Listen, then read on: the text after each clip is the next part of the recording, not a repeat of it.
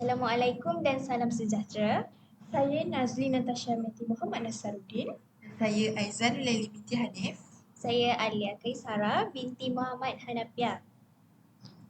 Jadi pada hari ini, kumpulan kami akan melakukan pembentangan berkaitan esei iaitu tugasan 2 yang bertajuk kesantunan berbahasa dalam komunikasi era digital. Baiklah, tanpa membuang masa, kita akan memulakan perbincangan kita yang bertajuk kesantunan berbahasa dalam komunikasi era digital. Baiklah, Kaisara, apa yang kamu tahu tentang komunikasi ini? Setahu saya, komunikasi merupakan suatu aktiviti yang kerap dilakukan oleh manusia untuk menyampaikan pesanan, perasaan atau maklumat antara satu sama lain. Bagaimana pula dengan pendapat kamu, Tasha? Pada pendapat saya, komunikasi merupakan suatu medium untuk berhubung antara satu sama lain dan mempunyai pelbagai kaedah sama ada bahasa lisan, bahasa isyarat, nyata maupun maya. Saya setuju dengan definisi yang telah kalian nyatakan sebentar tadi. Namun fokus topik kita pada hari ini lebih kepada komunikasi era digital. Agak-agak kenapa ya Tasha? Saya tahu. Ini kerana komunikasi era digital sering menjadi isu yang berkait dengan kesantunan berbahasa yang semakin luntur dalam kalangan masyarakat kita. Betul tu Tasha. Isu kesantunan berbahasa dalam komunikasi era digital sering menjadi isu yang membimbangkan kerana banyak cabang masalahnya. Betul tu Laili. Seperti yang kita sedia maklum, masalah kerancuan bahasa, penggunaan laras bahasa yang salah dan tidak sopan, penggunaan kata-kata kesat, penyebaran berita fitnah atau tomahan yang bertebaran di media sosial serta kurangnya rasa hormat kepada orang yang lebih tua ketika berkomunikasi di media sosial. Betul. Jadi, mari kita kupas isu ini satu persatu agar semua dapat memahami isu ini dengan lebih mendalam. Kita akan mulakan dengan perspektif kesantunan berbahasa. Saya berminat untuk memberikan pandangan saya terhadap kesantunan berbahasa. Jika hendak dibandingkan pada zaman dahulu yang tidak canggih penggunaan digitalnya, kesantunan berbahasa lebih terjaga.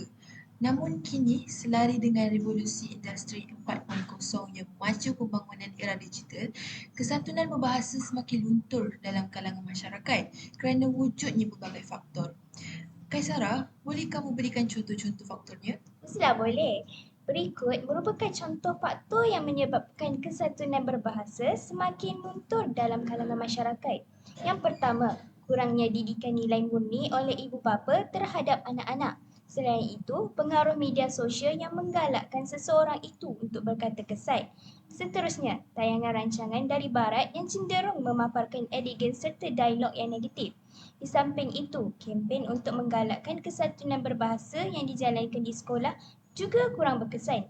Akhir sekali, guru-guru di sekolah kurang menekankan aspek berbudi bahasa terhadap para pelajar. Saya bersetuju dengan pendapat kalian. Faktor-faktor ini telah menyebabkan kesantunan berbahasa dalam diri masyarakat semakin luntur dan kurang diamalkan. Baiklah, apa kata kita beralih kepada kebaikan komunikasi era digital?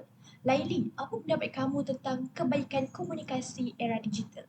Baiklah, pada pendapat saya, komunikasi era digital banyak memberikan kesan positif kepada kita semua. Sebagai contohnya, kita dapat berhubung antara satu sama lain dengan mudah, hanya dengan hujung jari. Pesanan mesej akan sampai ke penerima dengan sekelip mata selari dengan jaringan internet yang laju. Bagaimanakah dengan kamu, Kaisara? Pada pendapat saya pula, komunikasi era digital telah memudahkan kita dalam mengeratkan hubungan silaturahim antara satu sama lain. Hal ini kerana kita boleh bertanya khabar antara satu sama lain pada bila-bila masa dan di mana jua kita berada. Sebagai contoh, kita boleh membuat panggilan telefon dan panggilan video melalui aplikasi WhatsApp serta Messenger. Apa pendapat kamu, Tasha? Pada pandangan saya, komunikasi era digital mampu membantu kita untuk menyampaikan serta mendapatkan maklumat dengan mudah. Sebagai contohnya, ketika wabak COVID-19 melanda, saya melakukan syarian di laman web internet tentang langkah berjaga-jaga ketika hendak keluar rumah. Maklumat yang saya dapat ialah kita perlulah memakai topeng muka serta mengamalkan pemakaian cecair sanitasi agar dapat mengurangkan risiko dijangkiti virus COVID-19. Jadi apa yang saya hendak rumuskan ialah komunikasi era digital mampu membantu kita dalam penyampaian maklumat hanya dengan hujung jari sahaja. Oleh kerana kebaikan komunikasi era digital telah dibincangkan, apakah keburukan komunikasi era digital lain? Baiklah, seperti yang kita tahu, komunikasi era digital mempunyai kebaikan serta keburukannya. Sebagai contoh untuk keburukan komunikasi era digital, warga maya sesuka hati menulis komen-komen yang menggunakan perkataan-perkataan kesat yang bertujuan untuk menyinggung perasaan individu lain. Jadi, apa pula pendapat kamu, Kaisara? Pada pandangan saya, keburukan komunikasi era digital ialah kadang-kala warga maya tidak menggunakan laras bahasa yang betul dalam komunikasi di media sosial. Sebagai contohnya, ketika berkomunikasi dengan seseorang yang lebih tinggi pangkatnya. Bagaimana dengan kamu, Tasha? Pada pendapat saya, warga maya kerap menggunakan kata ganti nama diri yang salah ketika berkomunikasi. Sebagai contohnya, seorang pelajar tingkatan 5 menggunakan perkataan aku, iaitu kata ganti diri aku, ketika berkomunikasi dengan gurunya di media sosial. Ya, saya setuju dengan bukti-bukti keburukan komunikasi era digital yang telah kita nyatakan sebentar tadi. Jadi Kaisara, adakah kamu bersetuju bahawa kesantunan berbahasa menjadi cerminan etika seseorang ketika berkomunikasi? Ya, saya sangat setuju. Tasha, adakah kamu setuju dengan pendapat Laili? Ya, saya setuju. Hal ini kerana jika seseorang itu baik budi bahasanya ketika berkomunikasi dengan orang lain, maka dia akan dipandang tinggi. Sebagai contohnya, penggunaan laras bahasanya, pemilihan kata ganti nama diri yang sesuai, jenis perkataan yang digunakan serta nada komunikasi semasa membuat panggilan telefon. Baiklah Tasha, penjelasan yang cukup terperinci dan akan menjelaskan lagi isu yang kita bincangkan pada hari ini. Izinkan saya mencelah dan bertanya soalan kepada Laili. Silakan Kaisara.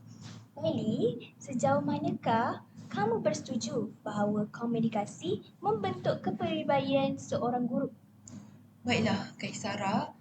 Saya sangat bersetuju dengan pernyataan bahawa komunikasi membentuk kepribadian seorang guru. Hal ini kerana guru merupakan seorang figura yang menjadi contoh kepada para pelajarnya. Ini kerana setiap perbuatan dan cara berkomunikasi guru dan akan dipantau sentiasa oleh para pelajarnya. Hal ini dikatakan sedemikian kerana para pelajar mudah terpengaruh dengan keadaan sekelilingnya, terutama sekali para pelajar sekolah rendah. Maka jika gaya komunikasi seorang guru itu baik, maka dia akan dipandang tinggi sebagai contoh para pelajarnya. Jika begitu, apakah pula langkah untuk memperkasakan kesantunan berbahasa dalam komunikasi era digital? Kaisara? Berikut ialah langkah untuk memperkasakan kesantunan berbahasa dalam komunikasi era digital, iaitu pertama sekali, kita perlulah menggunakan laras bahasa yang sopan dan sesuai ketika berkomunikasi. Baiklah, izinkan saya mencelah. Selain itu, kita haruslah mengelakkan daripada menggunakan perkataan-perkataan kesat ketika memuat naik komen pada mana-mana siaran warga maya yang lain. Akhir sekali, kita perlulah menggunakan kata ganti nama diri yang sesuai ketika berkomunikasi dengan orang lain di media sosial. Baiklah, terima kasih Laili dan Kaisara. Penjelasan serta contoh yang sangat jelas dan mudah difahami. Sebagai penutup bicara kita pada hari ini, kesantunan berbahasa sangatlah penting dalam komunikasi agar sesebuah komunikasi itu berkesan dan berjalan lancar tanpa berlakunya salah faham.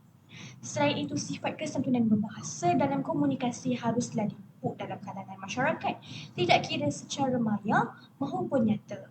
Ya, benar sekali Tasha. Sebagai kesimpulannya, dapatlah disimpulkan bahawa setiap perkara yang dilakukan dalam kehidupan mempunyai peraturan yang perlu dipatuhi serta etikanya.